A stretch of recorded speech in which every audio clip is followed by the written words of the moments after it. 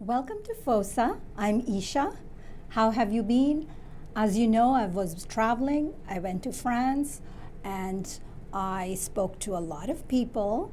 And from north of France to the south of France, very close to Monaco, I had tremendous amount of content on different subjects, different topics, and I was overjoyed to share with my audience. The first primary subject that came to my mind was gender equality, because the whole world was talking about gender equality. And when I am in United States, I thought gender equality was mostly for the boards of the corporate or the government or the teachers association, something like this. I did not know that gender equality is really very, very big subject. When I traveled all through the continents, especially in France, I realized that it trickles down to society and to homes of you and me. It's from the time a child is born, that's when you realize that there should be gender equality. It never occurred to me. So while I was gathering content, talking to people, going from places to places, you have to remember that France is as large and big as California, with different, as you go through the different towns, the cities, they are very, very different. And the people are from all over the world, though they are born and raised French. They have come from all over the world, including the real French who are also there. So I could speak to the original French society, as well as I could speak to people who were just like immigrants, but whose parents may have been immigrants, but the children are all born and raised, have grown up, have married, and they are French. And they are the ones that mentioned to me that gender equality does not have to be just on boards or just in corporate or just in government. It's related to religion, it's related to culture, it's related to upbringing, society, community, and it just broadened my vision. So I decided to do this show so that I can speak to my audience right here in Quincy. As you know, we have a large community with people from all over the world. We have the mainstream America, as well we have the immigrant America, whose maybe parents or grandparents may have come to this country, who are born and raised American, but I felt the tradition still continues just like it happened in France. So during one of our cafe evenings, I realized that the woman said, before you're born, they prioritize whether you are a boy or a girl. In this case, it could be any gender, but the value of the child that is born and the gender equality starts then and there. Then if it's a girl, then how they are given toys, which are completely different to the boys that they are giving toys, or the upbringing of the children or their schools are totally different. So when I came back, I just arrived, I thought, let me read what does gender equality mean as it states on the web. And I have a description that I want to share with you, and then we can discuss our daily cultures, traditions, globally in this country as well as every other country that is all over the globe. Gender equality between men and women entails the concept that all human beings, both men and women, are free to develop their personal abilities and make choices without the limitations set by stereotypes, rigid gender roles, and prejudices. Gender equality means that the different behavior, aspirations, and needs of women and men are considered, valued, and favored equally. It does not mean that women and men have to become the same. This is very important, that they do not have to be the same, but that their rights, responsibilities, and opportunities will not depend on whether they are born male or female.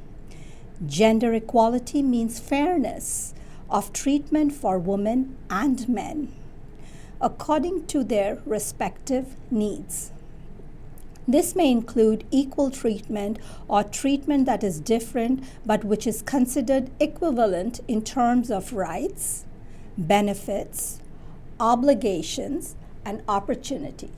So, in other words, what I realized was it was the value that is provided to both the genders. And as it says in there, a man does not have to be a woman, or a woman does not have to be a man. They both have their own opportunities, both have their own needs. Right from a child to a grown-up, we as a society should treat each one equally in their own rights. So when it again comes to education, sometimes you have seen in all different parts of the world that maybe if we have X amount of financial situation, we will first educate our boys and then maybe educate our girls. Now there we have an inequality, because we as parents and grandparents or members of society have to keep this in mind, that even if we have X amount of dollars or pounds or euros, we have to divide it between the two, give equal opportunity, equal education, so that both genders raised equally. Then it comes to colleges, we have to do the same. Not necessarily that the computers, the math, the science, which we call the pure science, the chemistry, the biology, the physics, belongs only to the male gender, and the female have other parts of the world. I have seen them do home science and economics. It should be on both. Both genders should be able to do equal studies, equal education, equal opportunity.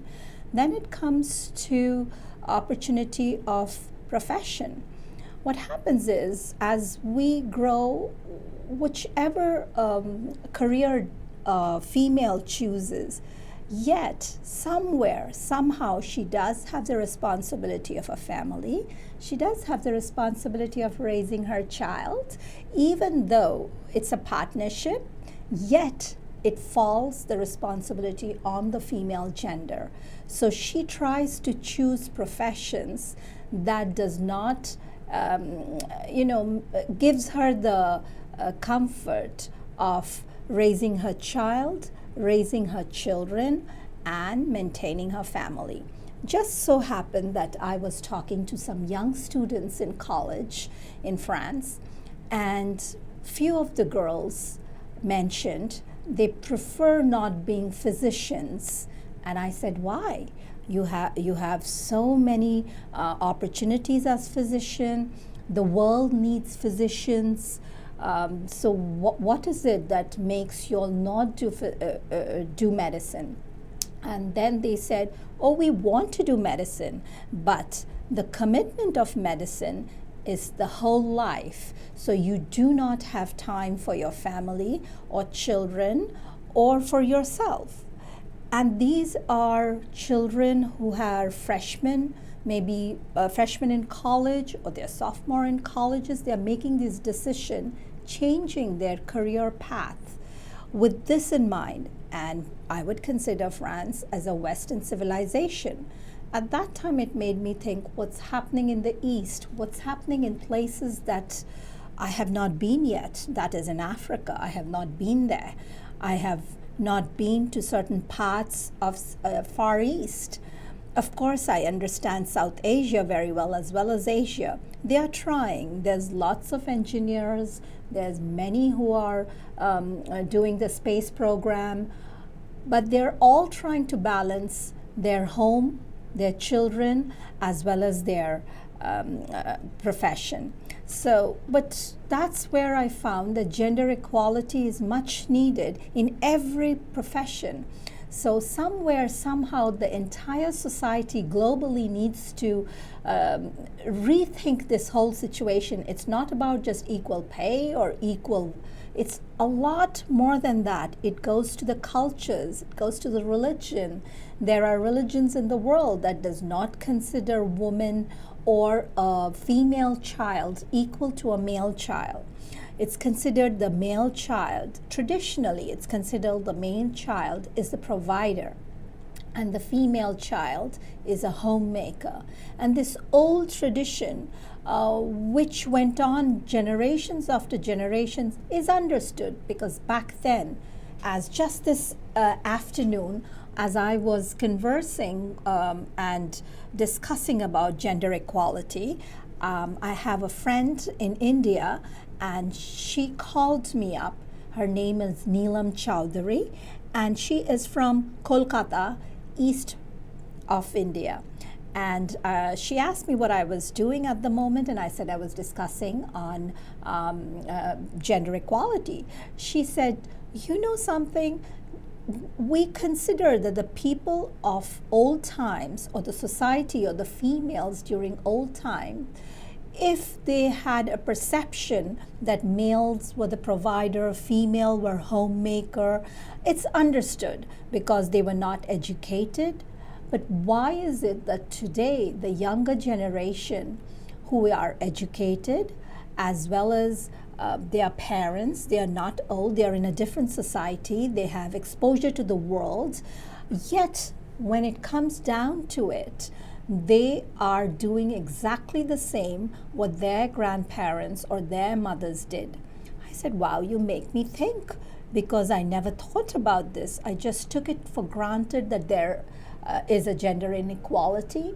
I understood that this goes on in different cultures and society, but I never thought that that's true, that the generation before didn't have the exposure to the world, did not travel the way it's traveled today, did not have smartphones and televisions the way we have today. And then why is it that they are repeating exactly the same what happened many years ago? And then she also mentioned that when a child is born, if it's first a daughter, the second again a daughter, is the woman in the family. Excuse me, I have some little cough. But the woman in the family, they are the ones who says, oh, she didn't give birth to a son. So if the woman in the family, the elders in the family talk this way, then what is going to happen to the men? Then they say that, wow, the men, definitely it's like a message, a wrong message that, oh, the younger generation, oh, so-and-so did not produce a son. So this goes on in the South Asian cultures, in the Far Eastern cultures, in the Middle Eastern cultures. A rapid change is happening, but not as much as we think so. Maybe the big cities are changing faster. They're adopting to this new ideas, but they're breaking their culture, they're breaking their home, there's divorces all around. So that made me think when I spoke to my friend Neelam, as well as when I was talking to all other friends, as well as their children, as well as the people as I traveled through countries, I realized that the whole strategy needs a change. It has nothing to do that it's just the boards and the governments. The whole thing needs to change. Education system needs to change. The value of the genders are very important. The opportunity is very important. We have to provide, we have to figure out a way that society provides opportunity and value to both genders and all genders. Respect is the other thing, is very much needed, is respect to the genders. Somehow people all globally have figured out the most respect goes to a man, and You know something? I have friends, I have acquaintances who have sons. So I cannot tell you that a daughter is more important than a son, or a son is more important than a daughter, even though I am vocal and I stand for women who don't have voice. Yet I will always say that both the genders are equal to me, as well as all other genders are equal to me. Because first we have to take it from the point of view of being human. And once we can figure out that they are human, these are all human beings, we will value them equally, will respect them equally, and we will find opportunities for them equally, whether be it the schooling, the education, the marriage, or young professionals, their jobs, and later on. So there is equal opportunity to both of them. So in short, what I would conclude is gender equality is not a very small subject. It is rather wide, it's rather large, and it goes globally. It's through all over the world. People are talking about it. And in 2017, as we know, the times are changing globally. Women wants to be in power, but there are differences all over the world that we need to. I mean, here we are just talking about race, but in the global world, there are how many different kinds of race. So imagine we're all human beings, so we are all, we are all linked together. Then how is this possible that we can only think about race and gender that is limited to young professionals here in the Western world, whereas rest of the world, when there is not enough food to eat, the male child gets more food than the female child. So that's again gender inequality. Now that exists. It made me think that, wow, it's a vast chapter that we have to all discuss, and we can start right here. Like with every show and every subject, this is a brand new subject which people are talking about, but this has to do here. We have immigrant mothers, fathers, all parents in this community, and we have grandparents. Then we have the next generation, and then we have the third generation, maybe the second generation who are born and raised in America, and the third generation who are born and raised in America, still in different cultures, follow that has been going on over the years in their different cultures globally. So this is where I request you, as I always do from FOSA, that please let's make a change. Let's make 2018 coming up to be human, to be more human, to value humanity, to see the male child, the female child as equal, as well as let us be open to broad spectrum of gender equality. Every gender, it doesn't have to be just the male or the female, every gender, every human being in that respect should receive equal opportunity, equal value, and equal respect. I hope you enjoyed my show today, and I hope you will take this to the next year.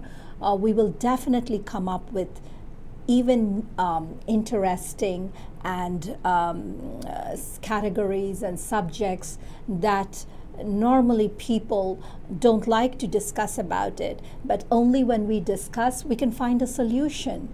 And as usual, you can reach out to me, facesofsouthasia@gmail.com. Thank you. I'm Ashita. Have a great Christmas and a wonderful New Year. I will see you in the New Year once again. Bye-bye.